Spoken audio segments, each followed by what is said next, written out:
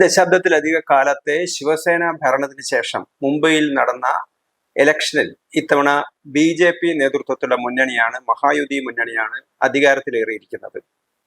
227 അംഗ മുംബൈ കോർപ്പറേഷനിൽ അവർക്ക് 118 അംഗങ്ങളുടെ വ്യക്തമായ ഭൂരിപക്ഷമുണ്ട്. പക്ഷേ അന്തരിച്ച ബാൽ താക്കറെയുടെ മകനും ശിവസേന നേതാവുമായ ഉദ്ധവ് താക്കറെ പറയുന്നത് ദൈവത്തിന്റെ അനുഗ്രഹമുണ്ടെങ്കിൽ ശിവസേന മേയറായിരിക്കും മുംബൈയിൽ ഉണ്ടാവുക എന്നുള്ളതാണ്. ഈ ഒരു പ്രഖ്യാപനത്തെ തുടർന്നാണോ അല്ലയോ എന്നറിയില്ല. ഏതായാലും BJPയുടെ കൂടെ നിൽക്കുന്ന ഷിൻഡെ വിഭാഗത്തിൽ 29 കോർപ്പറേറ്റർമാരെയും പ്രത്യേക ഒരു റിസോർട്ടിലേക്ക് മാറ്റിയിരിക്കുന്നു എന്നുള്ളതാണ് വാർത്തകൾ വന്നിരിക്കുന്നത്. അപ്പൊ ഇവിടെ നടക്കുന്നത് എന്താണ്? BJP മുന്നണിക്ക് വ്യക്തമായ ഭൂരിപക്ഷമുണ്ട്.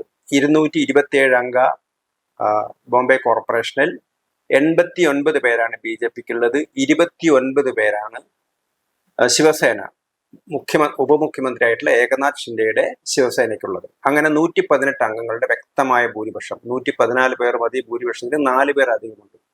മറുഭാഗത്ത് 65 പേരാണ് ഉദ്ധവിന്റെ ശിവസേനയിലുള്ളത്, 6 പേർ രാജ് താക്കറെയുടെ MNSലുണ്ട്, അതേപോലെ തന്നെ ഒരാൾ NCP ശരത് പവാർ വിഭാഗത്തിൽ ഒരാളുമുണ്ട്. മറുഭാഗത്താണെങ്കിൽ 3 പേർ BJPയുടെ കൂടെ അല്ലാതെ മത്സരിച്ച മഹാരാഷ്ട്ര ഭരണത്തിലെ സഖ്യകക്ഷിയായ അജിത് പവാറിന്റെ NCPക്ക് 3 പേരുണ്ട്. അവർ സ്വാഭാവികമായും അവർ BJPയുടെ കൂടെയാണ് ചേരുക. ഇപ്പുറത്ത് 24 പേർ കോൺഗ്രസിലുണ്ട്. അങ്ങനെ കുറച്ച് പാർട്ടികൾ, AIMIMന് 8 പേരുണ്ട്. അങ്ങനെ കുറച്ച് പാർട്ടികളുണ്ട്. അപ്പൊ ഇവരൊക്കെ ചേർന്ന്, എല്ലാ പ്രതിപക്ഷവും ചേർന്നാൽ വീണ്ടും 8 പേരുണ്ടെങ്കിൽ മാത്രമേ, 8 പേരെ BJP സഖ്യത്തിന് ഇങ്ങോട്ട് വലിച്ചാൽ മാത്രമേ അവർക്ക് ഭൂരിപക്ഷം ഉണ്ടാക്കാൻ പറ്റൂ. അപ്പോൾ ഇവിടെ സ്വാഭാവികമായും ഭൂരിപക്ഷം BJPക്കാണ്. പക്ഷെ എന്തുകൊണ്ടാണ് ഇങ്ങനെ ഒരു വാദഗതി ഉയരുന്നത്? ഇവിടെയാണ് താക്കറെയുടെ അദ്ദേഹം പറഞ്ഞത് ശിവസേന മേയർ വരണം എന്നുള്ളൊരു ആഗ്രഹം. ആ ആഗ്രഹം ആർക്കൂടി വന്നുകൂടെ എന്നാണ് അദ്ദേഹം ചോദിക്കുന്നത്. ആ ആഗ്രഹം ഏകനാഥ് ഷിൻഡെക്ക് കൂടി വന്നുകൂടെ എന്നാണ് അദ്ദേഹം ചോദിക്കുന്നത്. അദ്ദേഹം പറയുന്നത് ദൈവത്തിന്റെ കൃപയുണ്ടെങ്കിൽ ശിവസേന മേയർ വരുമെന്ന്. ഇതിനെ കളിയാക്കിയിട്ട് മഹാരാഷ്ട്ര മുഖ്യമന്ത്രി ദേവേന്ദ്ര ഫട്നാവിസ് പറഞ്ഞു, ദേവ എന്ന് പറഞ്ഞാൽ എന്നെയും ദേവ എന്നാണ് വിളിക്കുന്നത്, ഇനി എന്നെ കളിയാക്കി പറഞ്ഞതാണോ എന്നാണ് അദ്ദേഹം ചോദിക്കുന്നത്. ഏതായാലും ഏകനാഥ് ഷിൻഡെയുടെ ശിവസേനയുടെ ആളുകളൊക്കെ പ്രത്യേകമായി പാർപ്പിച്ചിരിക്കുന്നു എന്ന വാർത്തകൾ വരുന്നത്. എന്തു തന്നെയാലും BJPയെ സംബന്ധിച്ചിടത്തോളം അവരുടെ കോൺഫിഡൻസിന് യാതൊരു കുറവുമില്ല. കാരണം മഹാരാഷ്ട്രയിൽ വിഭാഗീയമായ അല്ലെങ്കിൽ വൈകാരികമായ പ്രവർത്തനത്തിലൂടെ അല്ലെങ്കിൽ അജണ്ടയിലൂടെ അധികാരത്തിലേറാനാണ് ശിവസേന സഖ്യം ശ്രമിച്ചത്. അല്ലെങ്കിൽ ശിവസേനയും രാജ് താക്കറെയും ഉദ്ധവ് താക്കറെയും പാർട്ടികൾ തമ്മിൽ. അവരുടെ കൂടെ ഇത്തവണ കോൺഗ്രസ് ഉണ്ടായിരുന്നില്ല, ബോംബെയിൽ മാത്രം. മറ്റ് സ്ഥലങ്ങളൊക്കെ കോൺഗ്രസ് അവരുടെ കൂടെ ഉണ്ടായിരുന്നു. അവരുടെ കൂടെ ഉണ്ടായിരുന്നത് ശരത് പവാറിന്റെ NCP ആണ് ഉണ്ടായിരുന്നത്.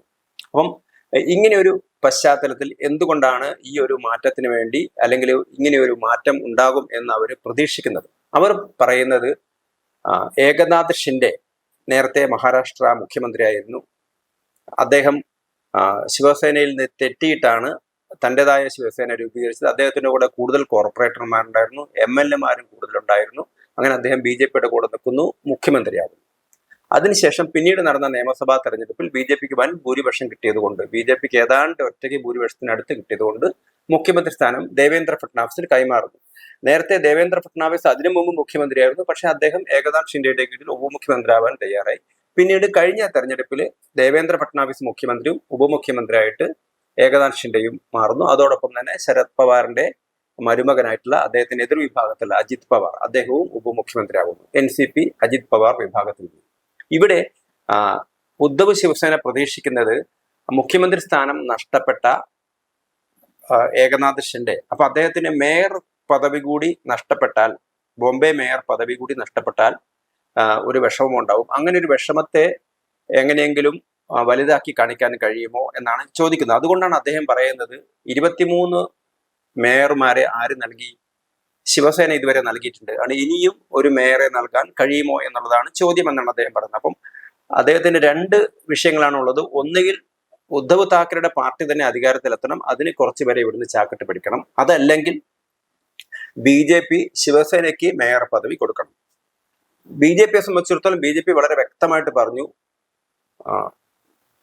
മഹായുതിയുടെ മേയർ ആയിരിക്കും വരിക. ആര് മേയർ ആവണം എന്നുള്ളത് ഞാനും ഏകനാഥ് ഷിൻഡെയും കൂടി തീരുമാനിക്കും, അല്ലെങ്കിൽ BJPയും ശിവസേനയും കൂടി തമ്മിൽ തീരുമാനിക്കും എന്ന് പറഞ്ഞു. അപ്പൊ ഇവിടെ BJPയെ സംബന്ധിച്ചിടത്തോളം അവർ വികസനത്തിന്റെ ഒരു അജണ്ടയാണ് അവർ നടപ്പിലാക്കിയത്.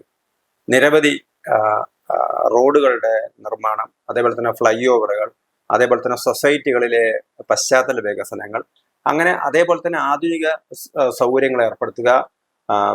അങ്ങനെ വിദ്യാർത്ഥികൾക്കും യുവാക്കൾക്കൊക്കെ പുതിയ തലമുറയിലേക്ക് വരുന്ന ആളുകളുടെ താല്പര്യങ്ങൾക്കനുസരിച്ചുള്ളൊരു വികസനം, ആ വികസനത്തിന് വേണ്ടിയിട്ടാണ് BJP സഖ്യം നിന്നത്. മറ്റുള്ളവരെ നിന്നത് അവർ എന്താണ് ചെയ്തത്? ശിവസേനയെ സംബന്ധിച്ചിടത്തോളം അവർ പഴയ പാരമ്പര്യം പറഞ്ഞു, മറാഠാവാദമാണ് അവർ പറഞ്ഞത്.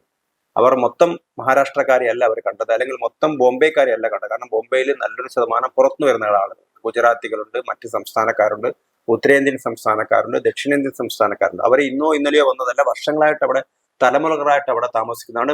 മുംബൈയിലെ മനുഷ്യ ജീവിതത്തിന് തങ്ങളുടേതായ സാമൂഹ്യ ജീവിതത്തിന് തങ്ങളുടേതായ സംഭാവന നൽകിയ ആളുകളാണ് അവിടെയുള്ളത്. അപ്പൊ അവരുടെയൊക്കെ കൂടിയാണ് മുംബൈ എന്ന് പറയുന്നത്. അല്ലാതെ പഴയ തങ്ങളുടെ ഒരു മുംബൈ ആയിട്ട് മാത്രം അതിനെ കണ്ടുകൊണ്ട് ഒരു വൈകാരികമായ ഒരു പ്രക്രിയയാക്കി മാറ്റാനാണ് അവർ ശ്രമിച്ചത്. പക്ഷെ അതിന്റെ കൂട്ടത്തിൽ അവരെന്ത് ചെയ്തു? മുസ്ലിം വോട്ട് കിട്ടാനും അവർ ശ്രമം നടത്തി. കാരണം ബോംബെയിൽ ഏതാണ്ട് 20% മുസ്ലിങ്ങളുണ്ട്. ഒരു BJP വിരുദ്ധ പ്ലാൻ ഉണ്ടാക്കി കഴിഞ്ഞാൽ തങ്ങൾക്ക് മുസ്ലിം വോട്ട് കിട്ടുമെന്ന് കരുതി. പക്ഷെ അവരുടെ പ്രവചനങ്ങളൊന്നും തന്നെ നടന്നില്ല എന്നുള്ളതാണ്. അതേപോലെ തന്നെ ശിവസേന എന്ന് പറയുന്നത്, ഉദ്ധവ് ശിവസേന ഏതാണ്ട് മുംബൈയിൽ മാത്രം ഒതുങ്ങുകയും ചെയ്തു. അതേസമയത്ത് ഏകനാഥ് ഷിൻഡെയുടെ ശിവസേന മഹാരാഷ്ട്ര മുഴുവൻ വ്യാപിക്കുകയും ചെയ്തു. ഈ ഒരു പശ്ചാത്തലത്തിലാണ് പുതിയൊരു രീതിയിലൊരു തന്ത്രം മുന്നോട്ട് വെച്ചുകൊണ്ട് എങ്ങനെയെങ്കിലും അധികാരം പിടിച്ചെടുക്കാൻ കഴിയുമോ എന്നുള്ള ഒരു ശ്രമം ഉദ്ധവ് താക്കറെ നടത്തുന്നത്. അത് അദ്ദേഹത്തിന്റെ ഇമേജിന് പോലും മോശമാണ്. കാരണം അദ്ദേഹം ഒരു കൂറുമാറ്റം നടത്തി കച്ചവടം നടത്താൻ ശ്രമിച്ചു എന്നുള്ളൊരു ധാരണ മാത്രമേ ഉള്ളൂ.